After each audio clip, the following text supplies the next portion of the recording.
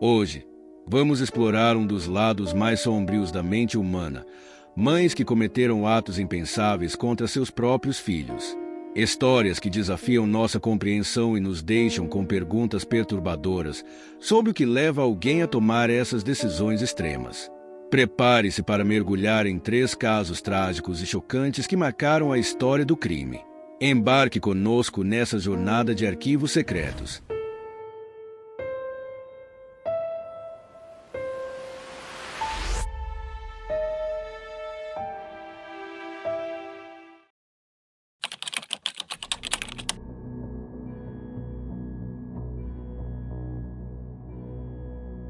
Jason e Brandy Worley se casaram em 2009, depois de namorar por 2 anos. O casal viveu em Darlington, Indiana, uma cidade com uma população de apenas 800 pessoas. Não demorou muito para Brandy engravidar. O filho Tyler nasceu 10 semanas antes do previsto, em 17 de setembro de 2009. 4 anos depois, em 26 de setembro de 2013, Brandy deu à luz a uma garotinha, Charlie. Ambas as crianças eram ativas. Tyler amava jogar qualquer tipo de esporte e Charlie gostava de dançar e jogar basquete. Às vezes, o casamento de Jason e Brandy era turbulento, mas eles permaneceram juntos. As coisas desmoronaram cerca de 6 anos após o casamento, em outubro de 2016, quando um usuário do Reddit, acreditado ser Jason, postou em um fórum de relacionamento um desabafo intitulado "Tenho 30 anos e tenho dificuldade em lidar com minha esposa, me traindo com nosso vizinho de 51 anos. Ele relatou que, em maio de 2015, notou que sua esposa começou a agir de forma suspeita, inclusive colocando senha no celular. Ela alegou que estava planejando uma surpresa de Dia dos Pais, mas depois revelou que o vizinho estava construindo um escritório em casa para Jason. Desconfiado da lentidão do projeto, Jason pegou o celular de Brandy e encontrou mensagens sexualmente sugestivas enviadas ao vizinho. Não havia outras mensagens, pois Brandy havia configurado o celular para deletá-las automaticamente. Jason instalou um aplicativo de rastreamento e backup no celular de sua esposa. No dia seguinte, leu mensagens onde Brandy tentava marcar um encontro sexual com o vizinho. Naquela noite, eles saíram para jantar com o vizinho e sua namorada. Enquanto as esposas foram ao cinema, Jason notou que Brandy e o vizinho trocavam mensagens sexualmente explícitas e até uma foto foi enviada via Snapchat. Quando confrontada, Brandy negou o caso físico, mas admitiu os textos e a foto. Ela ameaçou que, se Jason a deixasse, ele nunca mais veria os filhos, alegando que o faria parecer um pai inapto devido a um episódio no ensino médio. Após discutir o fim de semana todo, o casal decidiu por uma separação. Jason ficaria na casa da família e Brandy iria para a casa de sua mãe. Na segunda-feira, Jason foi trabalhar e recebeu uma mensagem de Brandy dizendo que havia contado aos filhos sobre a separação. Ao chegar em casa, encontrou os filhos chorando. Jason implorou para Brandy ficar, e ela concordou com a condição de que ele pedisse desculpas ao vizinho. Cerca de 1 ano depois, em junho de 2016, Jason pegou Brandy enviando fotos ao vizinho novamente. Ela alegou que queria se redimir, mas Jason não acreditou. 4 meses depois, em novembro de 2016, ele decidiu pedir o divórcio. Na noite de 16 de novembro de 2016, Brandy disse a Jason que precisava buscar limpadores de cachimbo para o trabalho escolar de Tyler. Enquanto Jason colocava as crianças para dormir, Brandy sugeriu que eles tivessem uma festa do pijama no quarto de Charlie. Jason foi para o porão dormir. E às 4h35 da manhã, uma chamada foi feita para a polícia. Montgomery County 911, where's your emergency? 203 South Madison Street, In what town? Darlington. Hey, what's going on there? I just stabbed myself and I killed my 2 children. You stabbed yourself and killed your 2 children? Mm-hmm. Jason foi acordado pelos gritos e encontrou sua sogra chorando na cozinha. Brandy, de 29 anos, disse a ele: "Agora você não pode tirar meus filhos de mim." Tyler, de 7 anos, e Charlie, de 3, foram encontrados mortos no quarto de Charlie. Brandy havia se esfaqueado no pescoço, mas sobreviveu. Ela foi presa e, em janeiro de 2018, se declarou culpada, sendo condenada a 120 anos de prisão. Brandy, agora com 37 anos, está cumprindo sua sentença na prisão feminina de Indiana, em Indianápolis. Sua data de liberação mais cedo possível é maio de 2116. Caso viva até lá, terá 119 anos. Meio improvável.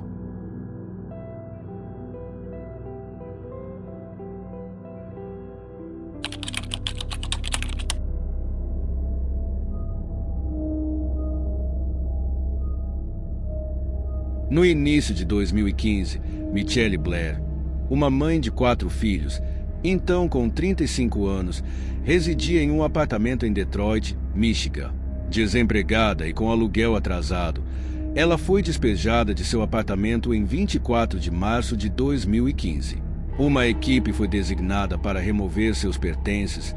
Ao chegar, constatou que Michelle e seus filhos não estavam presentes. Durante a limpeza do apartamento, a equipe fez uma descoberta alarmante. Dentro de um congelador, encontraram 2 corpos infantis congelados. A polícia foi chamada de imediato. Michelle foi localizada no apartamento de uma vizinha, onde estava com sua filha mais velha, Gabi, de 17 anos, e o filho mais novo, Matthew, de 8 anos. Seus 2 filhos do meio, Stone e Steven, não estavam presentes. Michelle foi levada para a delegacia e, durante o interrogatório, confessou que os corpos no freezer eram de seus filhos Steven e Stone e que ela os havia matado. As autópsias confirmaram que os corpos estavam congelados há bastante tempo e que ambos foram torturados antes de suas mortes. Steven morreu devido a lesões por força contundente e queimaduras, enquanto Stone faleceu devido a trauma contuso. Michelle Blair detalhou os crimes à polícia no tribunal e as evidências foram corroboradas pelos 2 filhos sobreviventes. Michelle afirmou que, 2 anos e meio antes, flagrou seu filho mais novo, Matthew, de 6 anos, realizando um ato sexual com um brinquedo. Ao questioná-lo sobre onde havia aprendido aquilo, Matthew afirmou que seu irmão mais velho, Steven, de 9 anos, havia feito o mesmo com ele. Enfurecida, Michelle confrontou Steven, que confessou ter abusado de Matthew. A partir disso, ela iniciou uma série de torturas contra Steven, que incluíam queimaduras com água quente, espancamentos e estrangulamento com um cinto. Depois de 2 semanas de tortura, em 30 de agosto de 2012, Steven foi encontrado morto. 9 meses depois, Michelle acusou Stone, sua filha de 13 anos, de também ter abusado sexualmente de Matthew. Após forçar Matthew a admitir o abuso, Michelle passou a torturar Stone de maneira semelhante à de Steven, culminando na morte da menina em 25 de maio de 2013. Michelle, então, colocou os corpos dos 2 filhos no freezer. Os corpos foram encontrados em 2015, quando Steven já estava no congelador há cerca de 2 anos e meio. Stone há aproximadamente 20 meses. Gabi e Matthew sabiam da presença dos corpos no freezer. Gabi, inclusive, havia sido forçada pela mãe a colocar o corpo de Stone no congelador. Michelle Blair foi indiciada e, em junho de 2015, declarou-se culpada de assassinato em 1º grau pelo homicídio de Stone e de assassinato premeditado pela morte de Steven. Em julho de 2015, foi condenada à prisão perpétua sem possibilidade de liberdade condicional. Atualmente, Michelle Blair cumpre sua pena no Centro Correcional Feminino Huron Valley.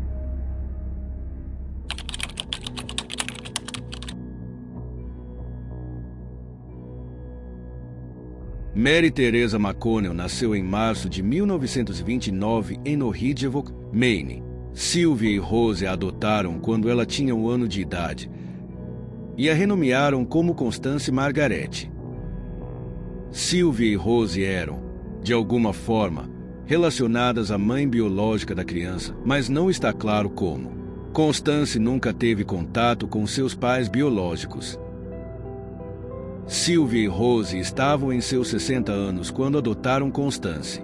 Quando Constance tinha 3 anos, a filha de Sylvia, Úrsula, morreu e seu marido, Warren, tornou-se o novo guardião de Constance. Warren já tinha 2 filhos de um casamento anterior e sua esposa havia morrido pouco depois de dar à luz ao segundo filho. Logo após Constance se mudar para a casa de Warren e Úrsula, Sylvia morreu. Warren e Úrsula passaram a ter mais 7 filhos, mas menos da metade dos irmãos adotivos de Constance sobreviveu à infância. 3 deles morreram de hidrocefalia, uma condição neurológica causada pelo acúmulo de fluido no cérebro. Aos 5 anos, a irmã adotiva de Constance, Nathalie, morreu repentinamente. Ela adormeceu no colo da mãe e nunca mais acordou. A família era profundamente católica e Constance foi descrita como uma criança despreocupada e cheia de energia, mas também travessa e desobediente. Aos 10 anos, ela foi matriculada em um internato a cerca de 90 milhas da casa de sua família, onde permaneceu por 3 anos, antes de ser transferida para uma escola secundária católica. Constance era inteligente, mas não se esforçava nos estudos. Em 1945, aos 16 anos, ela conheceu Carl Merrill, de 25 anos, que havia sido recentemente dispensado da Força Aérea. Pouco tempo depois, no Natal de 1945, ficaram noivos. Após o noivado, a escola de Constance não permitiu que ela retornasse às aulas e, em vez de ir para uma escola pública, ela decidiu abandonar os estudos. O casal se casou em 26 de junho de 1946 e Constance logo engravidou. Em 2 de abril de 1947, deu à luz seu primeiro filho, Richard. Em 25 de agosto de 1948, nasceu Daniel, o segundo filho, e em 8 de março de 1954, Constance deu à luz uma filha, Débora. Após o nascimento de sua filha, Constance começou a sofrer de depressão e ansiedade. Ela procurou ajuda médica, mas a situação piorou após o desmame de Débora. Além disso, a família enfrentava dificuldades financeiras, o que aumentava o estresse de Constance. Em fevereiro de 1954, ela tentou cometer suicídio com uma overdose de fenobarbital, mas Carl a encontrou a tempo e chamou um médico, que conseguiu salvá-la. No início de março de 1954, a família de 5 pessoas vivia em um pequeno apartamento em Waterville, Maine. Havia discussões sobre enviar Constance para um hospital psiquiátrico, mas ela se recusou. O que ninguém sabia é que Constance estava ouvindo vozes em sua cabeça e ela acreditava que era Deus, dizendo-lhe para matar sua família. Embora estivesse confusa sobre a origem da voz, ela roubou uma arma da casa de seus pais adotivos. Na manhã de 8 de março de 1954, Carl saiu para trabalhar na Central Railroad de Maine, onde construía vagões.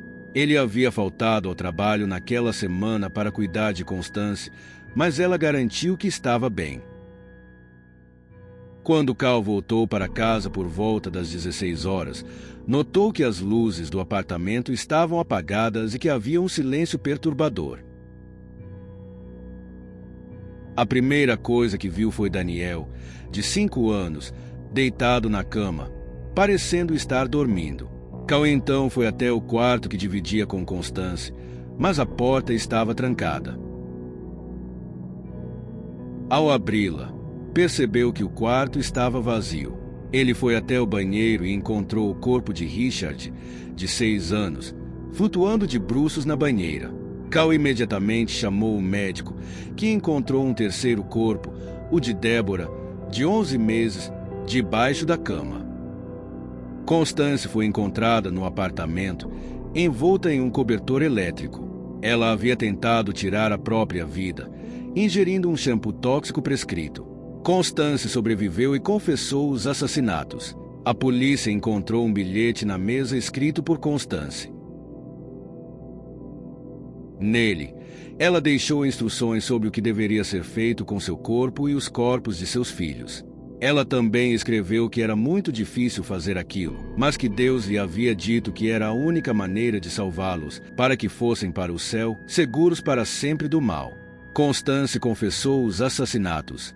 Ela contou que Richard, de 6 anos, saiu para a escola pouco depois das 11 horas da manhã. Ela disse ao seu filho Daniel, de 5 anos, que era hora de tomar um banho. Ele entrou na banheira e brincou um pouco na água. Então, ela o abraçou, o segurou debaixo d'água e, depois, afogou Débora, de 11 meses. Quando Richard voltou da escola, ela o colocou no banho.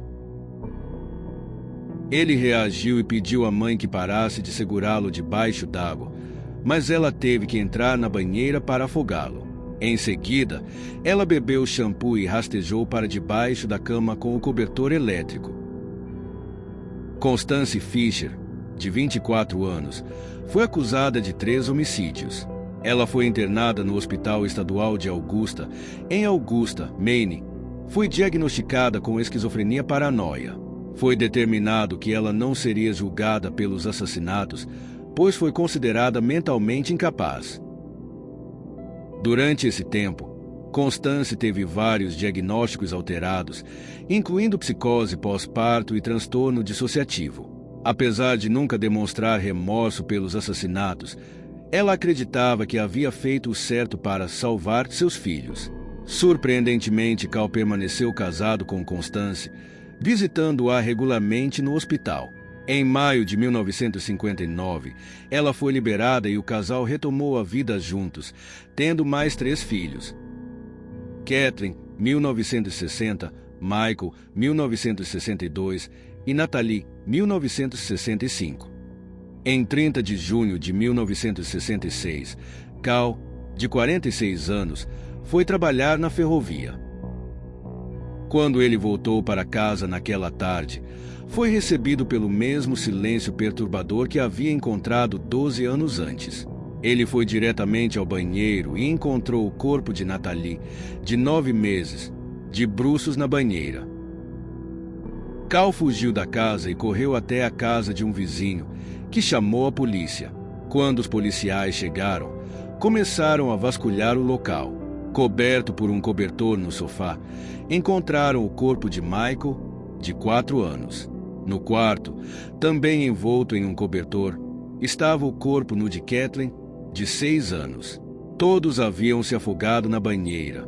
Constance, de 37 anos, foi encontrada inconsciente no quarto. Ao lado da cama, estavam frascos vazios de Nardil, um antidepressivo, e uma arma de pressão de ar BB Gun. Constance havia deixado uma nota para Cal no verso de um cartão de aniversário, que dizia: "Querido Cal, espero que você entenda que esta era a única maneira de ter certeza de que eles irão para o céu. Eu não conseguiria criá-los corretamente. Sinto muito que tenha acabado assim. Se você soubesse como é terrível se sentir assim." Constance foi levada ao hospital e sobreviveu. A polícia a entrevistou e ela admitiu ter matado seus filhos para que estivessem no céu. Primeiro, ela assassinou o filho do meio, Michael. Depois, matou Kathleen, a mais velha, e, por fim, Natalie, o bebê. Constance tomou os comprimidos e planejava usar a faca caso a overdose não fosse eficaz, mas acabou adormecendo antes de poder usá-la. Quando perguntaram a Constance se ela sentia remorso pelo que havia feito, ela respondeu: "Não sinto. Eles não teriam uma vida fácil. Estão em um lugar melhor agora." Os assassinatos chocaram o país e ganharam as manchetes. Cal nunca voltou para a casa onde seus filhos foram mortos.